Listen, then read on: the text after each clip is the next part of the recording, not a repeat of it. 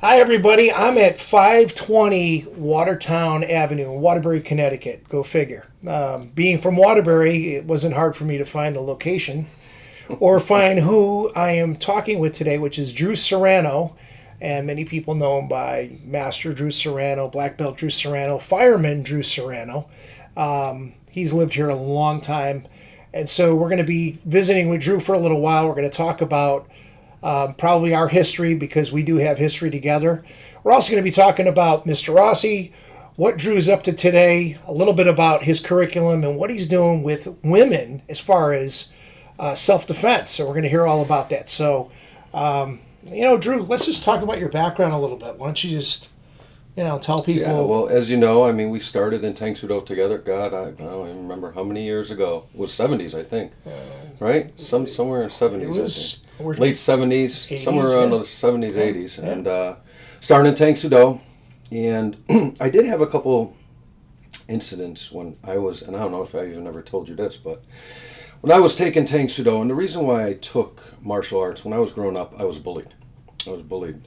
Chased home from school, and kids gang up on me and pick on me. So one of the things was I tried different sports. I tried basketball, I tried baseball, and I played a little bit of both. But then my father said, I want to teach you to box. And he was showing me how to box. And then he said, you should try martial arts. And then he brought me down to my sons. And I ended up joining. So I think every martial arts has its benefit. But one thing with the Tang Soo Do, that after I started doing it, I did end up getting in a couple of, fights. I'm still a kid, but getting in a couple of fights. And one thing that happened was the kicking part of it ended up not being practical in a close quarter situation, as you know, right? Yeah. So anyway, through our Tang Soo Do time together, and then while we were down there, Mr. Rossi, Grandmaster Rossi, used to come down with Mike Burns, which was our instructor, but they were training in self-defense. And as you know, we would watch and go, holy moly, what the heck is going on here, right? And he was tying them up and tossing them and doing. So when our Tang Soo Do studio closed, and we did end up going to Mr. Rossi's studio down in Brooklyn, what a night and day thing. And you could see the practicality of some of the self-defense that he was doing, which was the Kantao, compared to the Tang Soo Do. And then, we stayed with that. I think we're the only two that stayed from the Tang Soo Do, the original days of the Tang Soo Do group that we had. Oh, yeah. And, we teamed up. We used to give each other rides home. And you used to give me. Well, I'm the young guy. He's the old guy. Well, we're not going to give away any secrets, but I was a couple of years older than Drew. And, of course, we always had a little rivalry going back and forth. But that was good because it stimulates you to do more. And we did have good train hard. I tell you what, though, the Tang Soo Do, and I don't want to take anything away because, like I said, every martial arts has something. Tang Soo Do, one thing it taught me was good kicking. It's just some of the kicking aspects of it didn't. The couple incidents that I got in, they didn't come out practical. But I think the more you grow and the more you're able to get better and learn how to adapt the kicking for a certain situation. Like now, I would have no trouble doing like a roundhouse to somebody's knee and doing some damage. I think, you and I, when we were doing that, the point fighting and this and that, Right, yeah. a lot of it is, you got to feel it out. You have to pressure test a little bit. Yeah. And I think you get some of that with sparring. Like it has some role, just like you said. Yeah. And then, of course, the self-defense aspect, meaning, the black belts of Mr. Rossi and then training with Mr. Rossi. Yeah. You and I caught on. Yeah. And we were the only two really to pick up and go to the next level when Mr. Rossi said, "What you guys want to come with me or whatever?" Right. And back in those days, now all the schools, even my school, all matted, all nice. If you remember, we did have a mat on one side, but then we had a linoleum floor on the other side, and you were getting thrown on the linoleum floor. You were going. Yeah. It's a different world now, I think that world back then really made some. Not that they don't make them now, and I don't want to take anything away from anybody, but good, hard, tough martial artists, I think. Yeah. Having mats is the world, as we know, because who's going to take a throw and really come back for the next class? Yeah, nowadays especially. With no mats. Yeah. It's just not going to happen. Yeah. And, because of the way Mr. Rossi taught, I'd have to say he had so much integration. You had a throw, you had a strike, you had a knee, an elbow.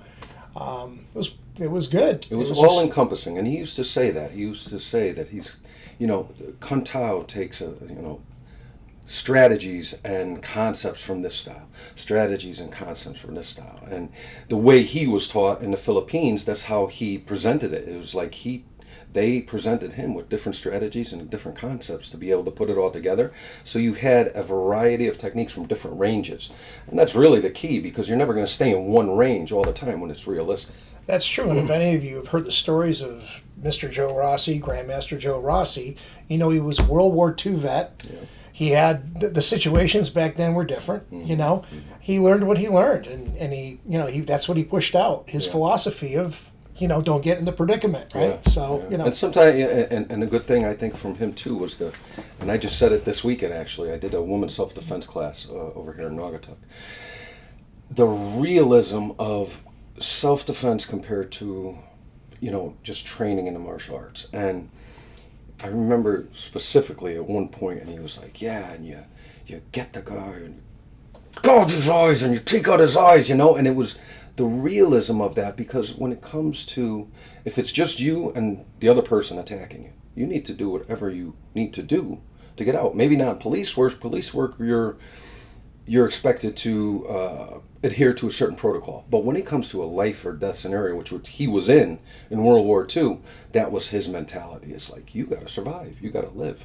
So I know a lot of times I'll do the self-defense class and I'll say something like that, gouge eyes, and you pull them out, and people are like, ooh, cringing and everything. And I tell everybody that's one of the biggest hurdles to get over, because nobody is brought up to be okay with hurting someone. No rational person being okay with hurting somebody else. And you need to get over that hump of saying, you know what, now's the time. I got to protect myself. I got to protect my loved one. I got to do whatever it takes to get out of this situation. Drew, you've been doing martial arts a long time, as long as me, if not maybe longer.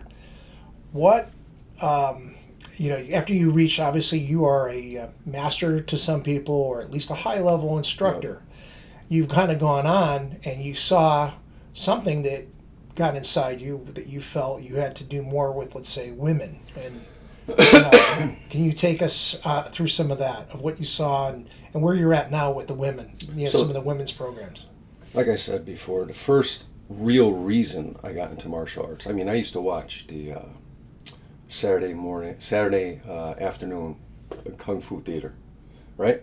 Remember that used to be on, right? Oh, yeah. Matinee. And I used to watch those guys, and I was like, wow, look at these guys defend themselves. And in my mind at the time when I was a kid, you don't know the difference, but you see them fighting, and you're fighting off this guy, that guy. And here I am getting bullied. And my father said, oh, you should, try martial arts. And that was my first, the first thought process, I guess, that went through my head was defending myself, being able to defend myself, not being bullied, not being scared, not having fear, of other people, being able to protect yourself. As I started, I went through the ranks with you and through Kung Tao, and then when we got to the level of teaching, and I started teaching people, I wanted to continue to better myself, but also I saw the importance of empowering other people to be able to protect themselves. Over the years, you don't know how many, and I'm sure you've run into how many kids come to us as martial arts instructors that are being bullied, that have no self-confidence, no self-esteem, and they come and they're looking for that same thing I was looking for as a kid. And that really keeps me going as far as the martial arts side of it, to want to spread that empowerment, to want to teach, be able to have that self-defense, to be able to defend themselves. Now, for women, same kind of principle. Very early on, I had ladies that were abused, and they would come to me for training. And then the more I saw that, I saw the importance of teaching women how to be able to defend themselves. It's so important, so vital. They have a smaller stature for the most part. They're not as strong as men. Men are strong. So they need to have those techniques and those concepts that could maybe get them out of a situation before it escalates too much. Then we started teaching self-defense, our Escape Alive program. I think it was back in '96, and we were doing periodic women's self-defense class. The big change came in 2009, and one of a lady, Tracy DiGiovancarlo, she's now a black belt in our style, but this was her first time she set up a self-defense class for her and her friends through a mutual friend of ours. After the class, unbeknownst to me, she was a volunteer for Jane Doe No More. And Jane Doe No More is a group based out of Naugatuck, a not-for-profit. The founder, Donna Palumba, was assaulted and raped in her home. And it ended up being by a very good friend of the family. It's a crazy story, and you could look it up, her story, Jane Doe No More. So Tracy was a volunteer for Jane Doe No More. After she took the Escape Alive class, she went back to them and said, hey, this class really made me feel comfortable. This may be something you want to partner with East Coast Training Systems in doing. And ever since then, we've partnered with them, and that really put us over the edge of being able to reach a lot of people. I mean, we've reached over 5,000 participants and 150 classes, to probably 175 now, all over Connecticut, Florida. We went to Michigan, Georgia. I mean, we've been all over, and being able to reach and empower them. It's a great feeling. It's a great feeling to have somebody come in and feel like they can't take care of themselves at all, and at least get a little empowerment, a little knowledge to maybe be able to escape, hopefully escape. Well, good. And it's good, getting people before they become victims, as we know. That's the biggest thing. A little quick story about Tracy. When she was, and she tells her story, so it's not like she wouldn't want me to say it, but when she was 12 years old, right here in Waterbury on Baldwin Street, she was walking one way, a guy was walking the other way, and they crossed paths. She made eye contact with him. Well, as soon as she passed him, he turned around, put a bag over her head, and stuck something to her back. He says, come on, we're going to go off the street. Takes her off the street, ends up raping her once. She hears footsteps or people talking. He makes her get up and go to another location. So she makes pretend she's having a seizure. He rips open a bag so she could breathe, but she's able to see. And the whole time she's dropping stuff. She's 12 years old. She's dropping stuff out of her pockets, so in her mind, they could find the dead body if he were to kill her. She still says in herself, she says, if she just fought back right then, right on the street, just ran, just did something, she would have never had to be a victim, but they call themselves survivors because they survived. So she would have never had to be a survivor. She would have never had to gone through that. So wow, it's huge. It's huge. That's definitely a message for people out there, especially people who have kids and disadvantaged people. I tell you, the kids nowadays and parents really have to pay attention, and if they're not, they need to start, because there are so many predators in this world, and we do a lot of research for the Escape Alive program about horrific stories, and it's just everywhere. And you got to keep an eye on your kids, and it could be somebody that you think you know very well, and that person turns out to be somebody that you really didn't know at all, what they're doing behind closed doors. Well, that's definitely some good information to pass along. It's almost hard to move on from that subject matter, because that's such a big thing. But me being in police work, I've dealt with a lot of people on the other side that have had things already happen to them, Yeah. Let's talk about your wife real quick. Mm-hmm. She's got a hell of a background. I know she trained with Mr. Rossi because I was there and saw her come in as a young lady. Let's just at least say something about her. She I'll give you a story about her. Everybody's got stories, right? Yeah. The school in Brooklyn, she lived up the street from the school in Brooklyn. And Brooklyn, for those of you that don't know, not the best area of Waterbury. Yeah. So she's here. Her mother lives in Boston. She's 16, 17. She's walking down the street every day to go use a payphone. This is before everybody had cell phones. Mike Burns sees her one day. Says, hey, little girl, what are you doing? Oh, I got to call my mother. Standing at the payphone. He goes, come on in here, use my phone. Brings her into the old parts shop. Okay, yeah, okay. Brings her in there. and lets her use the phone. And he says, "What are you walking around here for?" And she tells him the whole story. She's down here, with her husband, and they're young, and they don't know anybody really from the area. He goes, "Listen, you can't be walking around these streets over here. You got to be careful. Why don't you try to come down and take a class?" And sure enough, she did, and she just got into it. She really got into it. Mike always treated her well. Mr. Rossi was her favorite by far. She loved Mr. Rossi. And she just stuck with it. When all the other girls came and go, and she stuck with it. And it wasn't an easy style for men or women, you know what I mean? But she still stuck with it, ended up making her black belt, and has done some great things as far as the self-defense, teaching self-defense with us through, it's mine and her program, so the Escape Life program, teaching that. She still teaches martial arts, and she's done some awesome things in breaking, and because we're known for breaking, but she's done some awesome things in breaking as well. So she's excellent black belt. Since we're talking about breaking, we're going to kind of wrap things up, but talk about what's the organization for the breaking. So myself and Grandmaster Ralph Bergamo, which you also know, which was also kind of under Grandmaster Rossi's lineage. Back in 2005, we formed the USBA, WBA, which is the United States and World Breaking Association. We started competing in self-defense and breaking back in '99. And we started traveling to all different areas. We were out towards you in Vegas, we went to Arizona, Florida, California.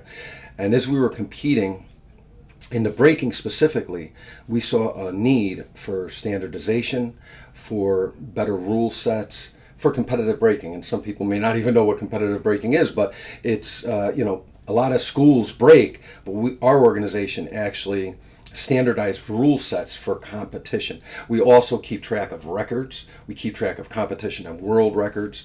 We also do teaching programs for studios to teach breaking at that studio.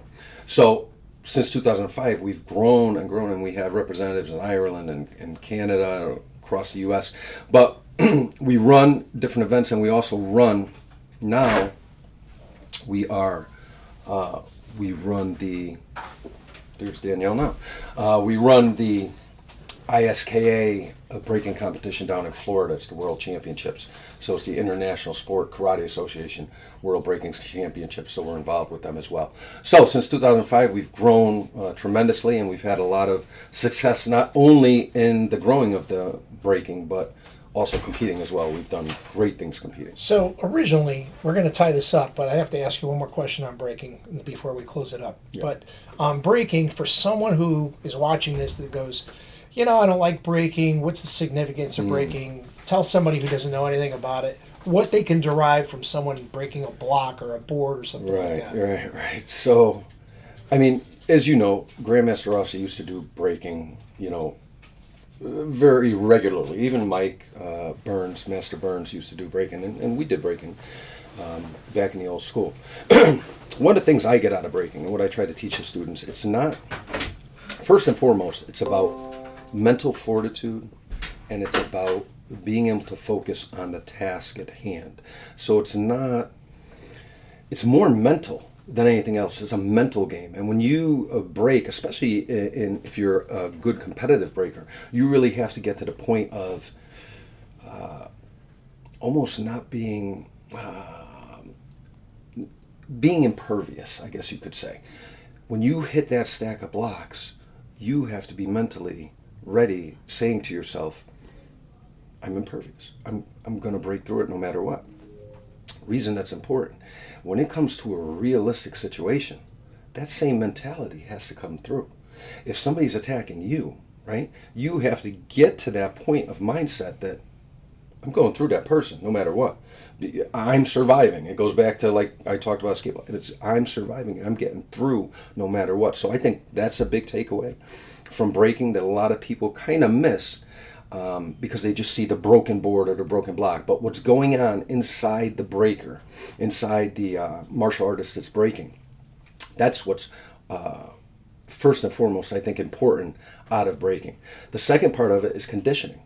If you can, and we did a special on Discovery Channel, Time Warp. And when we did it, they did had slow motion, high speed cameras on us while we were braking. And what they did was they slowed it down to, I don't know, it was like 1,500 frames a second or something. It was some outrageous thing. But it showed each aspect of the body and what happens to it when it breaks. So like when I'm braking and you see all these ripples and everything. It would be the impact point, basically. Well, the impact, but then what happens to your body as you hit. So one of the things that showed, and when we were talking to the host, and the host was an MIT graduate, the host of the Time Warp. We were talking to him, and he was telling us about Wolff's Law. Now, Wolff's Law, because he was saying, you're able to break that without breaking your arm, because I've seen plenty of people get hurt breaking. You're able to break that, he says, without breaking your arm. He goes, one of the reasons why is probably Wolff's Law. And Wolff's Law is if you keep impacting a certain part of your body, it's going to draw from the other side. Say I'm hitting with this side of the arm. It's going to draw and make this side harder. So it's actually going to change kind of your anatomy to make the points that you're hitting harder and be able to withstand more abuse. So I think that's the other aspect of braking that people condition. And if you think about braking as conditioning, that's the other aspect of braking. It's going to make, if you can elbow a whole stack of blocks without hurt, and then you actually elbowed somebody, It's kind of they're not going to stop. Kind of like tempering your shins, elbows, even punches. And if you're hitting a bag over and over, you're hitting something solid. Because a lot of Kali guys will do the same thing, and Thai guys, they try to. Thai guys do the rolling pins on their shins, right? So again, a lot of people may have questions about braking. That's good. Drew's got plenty of information on it. Yeah. He's also got the association, which I'll let Drew rattle off all his information, including if you live in the area of Connecticut or Waterbury, or you want Drew to come out and teach your people something that he offers. I'm just going to let him finish up because we're going to close up right now with all the information to his club. This is not a long one, but we can always bring Drew back again. I'd be more than happy to. But at the same token, you got a little bit of info on Mr. Rossi, what he's doing today, the classes they offer, and now, Drew, where you're located and what kind of classes you have. Just before I rattle that off, but one of the biggest influences in my martial arts life was Grandmaster Rossi. I really think the mental fortitude, the conditioning aspects, the hands-on self-defense, it was, especially at the time when a lot of people weren't doing it. Again, my name is Drew Serrano. Our studio is located at 520 Watertown Avenue in Waterbury, Connecticut. We also have the Escape Alive program. As I mentioned, we do across the state, and we've gone to other states as well. We run that in partnership with Jane Dona Moore. That's escapealive.net. If you wanted some information on that, escapealive.net. Our studio website is ects.biz, and also the Braking Association is the United States and World Braking Association. That's usbawba.com. All things braking. We sanction events all throughout the states, like I said, in other countries as well. Really good. Thanks for joining us today, Drew. Thank you, brother. And like I said, keep in mind, if we want Drew back again, we'll always have him. But we are following up with a lot of Mr. Rossi's guys to show the Kun Tao, all the guys related, how we're all tied in. Thank you, guys. See ya.